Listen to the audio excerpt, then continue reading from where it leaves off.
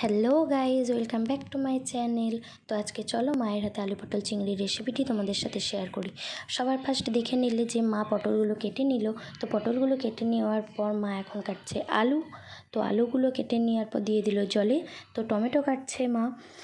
তো টমেটোটা কাটা হয়ে গেলে মা এখন যেই চিংড়ি মাছগুলো আছে সেগুলো এখন হলুদ লবণ দিয়ে মাখিয়ে রেখে দেবে।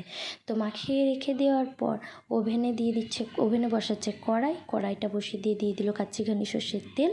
তেলটা গরম হয়ে যাওয়ার পর মা দিয়ে দিল পটলগুলো লাল লাল করে ভেজে তুলে নিল। তো তুলে নেওয়ার পর দিয়ে দিচ্ছে আলুগুলো হালকা ভাজা হয়ে গেলেও তুলে নিল।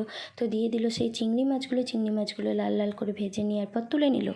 তারপর কড়াইয়ে দিয়ে দিল জিরে, তেজপাতা, পেঁয়াজগুলো দিয়ে দেওয়ার পর লাল লাল করে ভেজে টমেটো দিয়ে, আদা রসুন বাটা দিয়ে, লবণ দিয়ে, হলুদ, লঙ্কার গুঁড়ো, জিরে গুঁড়ো দিয়ে মশলাগুলো কষিয়ে নিল।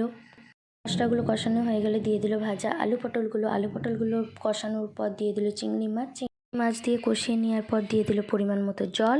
তারপর ঢাকা দিয়ে কিছুক্ষণ হতে দিলাম। নামানোর আগে গরম মশলা দিয়ে